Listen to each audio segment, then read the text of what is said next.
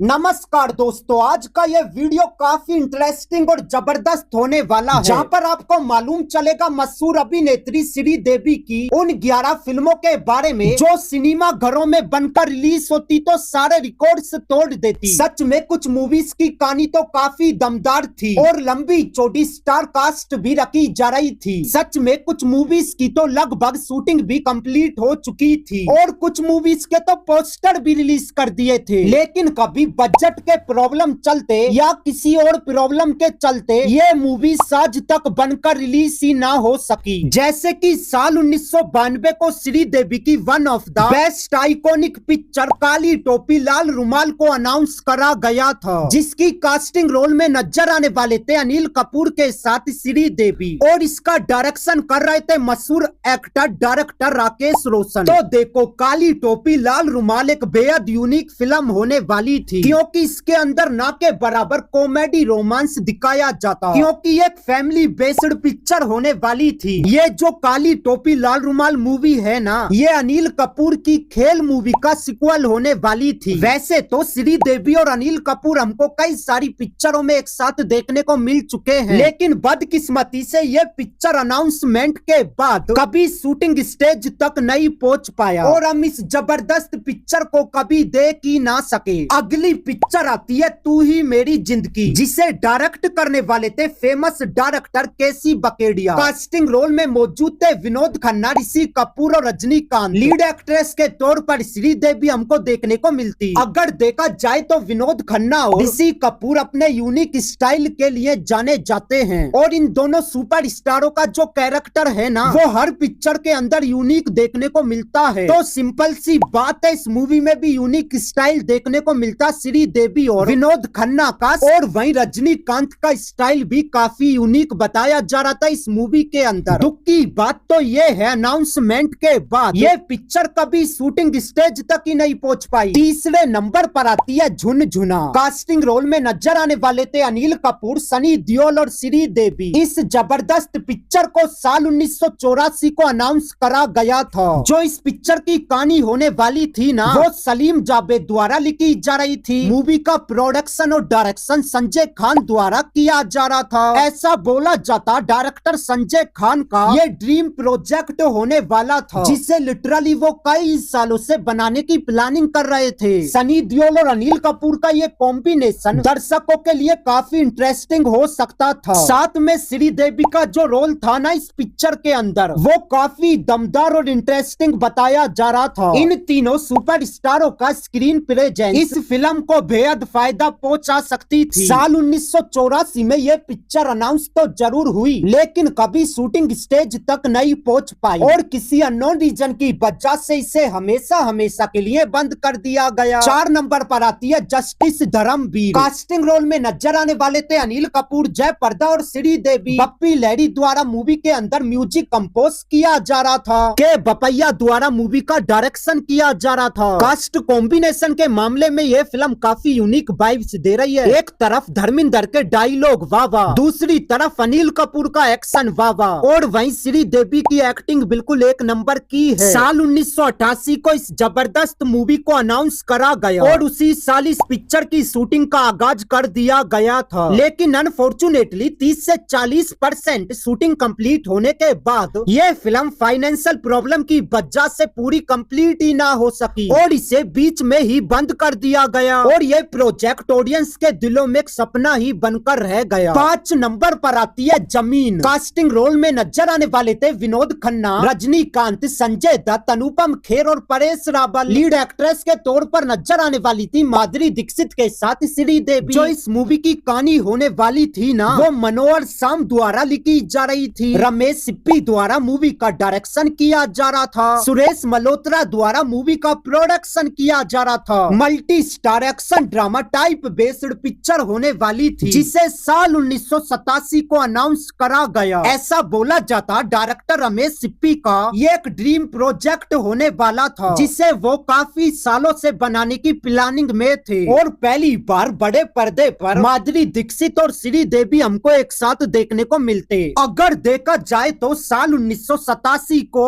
Announcement के बाद तुरंत इस फिल्म की शूटिंग का ऐलान कर दिया गया और फिर 70 से 80% शूटिंग कंप्लीट होने के बाद ये पिक्चर फाइनेंशियल प्रॉब्लम से गुजरने लगी और पूरी कंप्लीट ही ना हो सकी और इसे बीच में ही बंद कर दिया गया। 6 नंबर पर एक और अनरिलीज मूवी आती है गर्जना। के.आर. रेड्डी द्वारा मूवी का डायरेक्शन किया जा रहा था, जिसकी कास्टिंग रोल में नजर आने वाले थे विनोद खन्ना, ऋषि कपूर और अमरीश पुरी, और वहीं फीमेल एक्ट्रेस के तौर पर श्रीदेवी नजर आने वाली थी। तो देखो, चांदनी मूवी की जबरदस्त कामयाबी के बाद इस फिल्म को बनाने का प्लान करा गया और इस पिक्चर को साल 1989 को अनाउंस करा गया था। आपको बता दूं, चांदनी मूवी को भी के.आर. रेड्डी द्वारा डायरेक्ट किया गया था, जो लिटरली गर्जना मूवी को भी डायरेक्ट करने वाले थे। अनाउंसमेंट के बाद इस फिल्म की शूटिंग जोर शोर से शुरू करी गई। कहानी की बात करें तो एक ड्रामा टाइप बेस्ड पिक्चर होने वाली थी, जिसमें एक लड़की को इंसाफ दिलाने के लिए विनोद खन्ना और ऋषि कपूर उसकी मदद करते हैं। तो ये कुछ मूवी की मैंने आपको बेसिक स्टोरी बता दी है। लगभग इस पिक्चर की शूटिंग कंप्लीट होने के बाद इस मूवी के काफी सारे पोस्टर भी रिलीज कर दिए थे और इसे साल 1991 को रिलीज करा जाना था। जैसे ये पिक्चर रिलीज होने वाली थी ना, तो इस फिल्म की पूरी स्टार कास्ट ने इस फिल्म के मेकर्स के ऊपर अदालत में केस कर दिया था। मेकर्स का ये कहना था, जितना पैसा हमको मिलना चाहिए था उतना मिला नहीं। ये कुछ मेन वजह थी जिसकी वजह से श्रीदेवी की ये जबरदस्त पिक्चर रिलीज ना हो सकी। 7वें नंबर पर आती है रास्ता, जिसकी कास्टिंग रोल में नजर आने वाले थे दिलीप कुमार, मिथुन चक्रवर्ती, श्रीदेवी और अनुपम खेर। इस मूवी का direction female director PN. Arora करने वाली थी। सी.डी. मेहता द्वारा मूवी का प्रोडक्शन किया जा रहा था। बात है साल 1987 की, जब इस पिक्चर को अनाउंस करा गया। प्रोजेक्ट के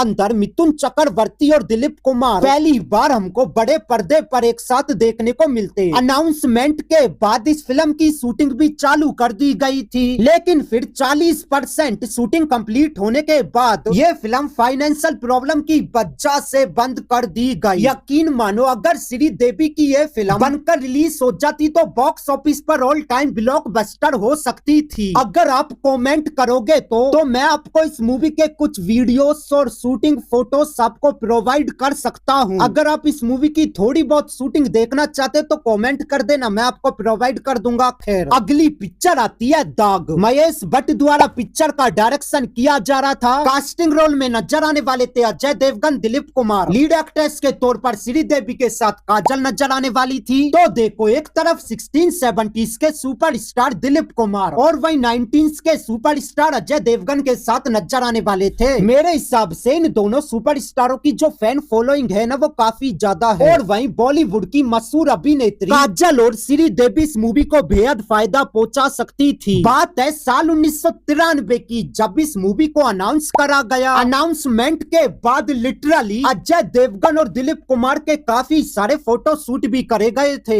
और इसी साल इस फिल्म की शूटिंग का आगाज करा जाना था। लेकिन फिर अचानक से दिलीप कुमार की हेल्थ इश्यूज की वजह से इस फिल्म को डिले करना पड़ा। ऐसा करते करते ये पिक्चर कभी शूटिंग लेवल तक पहुंच ही नहीं पाई और इसे बीच में ही बंद कर दिया गया। और श्रीदेवी का ये बिगेस्ट प्रोजेक्ट दर्शकों के दिलों में एक सपना ही बनकर रह गया। मेरे हिसाब से अगर ये दोनों सुपरस्टार इस पिक्चर में एक साथ नजर आते तो ये फिल्म दर्शकों के दिलों में यादगार बन सकती थी। 9 नंबर पर एक और अनरिलीज मूवी आती है राम की सीता श्याम की गीता। इस मूवी की लीडिंग कास्ट में मौजूद थे अमिताभ बच्चन के साथ श्रीदेवी और अनुपम खेर। रमेश सिप्पी द्वारा मूवी का डायरेक्शन किया जा रहा था। जेपी सिप्पी द्वारा प्रोडक्शन किया जा रहा था। साल 1989 को पिक्चर को अनाउंस करा गया था। डायरेक्टर रमेश सिप्पी की ये फिल्म लव ट्रायंगल बेस्ड होने वाली थी, जिसमें ना के बराबर एक्शन देखने को मिलता, मतलब कि एक फैमिली ड्रामा पिक्चर होने वाली थी जो 90 के दर्शकों को काफी पसंद आती। तो देखो, आपने हेमा मालिनी की सीता और गीता पिक्चर को जरूर देखा होगा, उसी तरह की ये पिक्चर होने वाली थी राम की सीता श्याम की गीता। फर्क बस इतना, उस पिक्चर के अंदर हेमा मालिनी ने डबल रोल प्ले करा था और वहीं इस पिक्चर के अंदर Amitabh Bachchan double role play करने वाले थे। ये देखना काफी मजेदार रहता, आखिर अमिताभ बच्चन डबल रोल किस तरह से प्ले करते। विश्वास करो, अगर ये पिक्चर बनकर रिलीज होती तो बॉक्स ऑफिस पर बड़े से बड़े रिकॉर्ड्स ब्रेक कर सकती थी। लेकिन अफसोस, ये पिक्चर कुछ दिनों की शूटिंग के बाद बीच में ही रोक दी गई। फिल्म को बंद होने की मेन वजह ये बताई जा रही थी, इस मूवी की जो स्क्रिप्ट थी ना,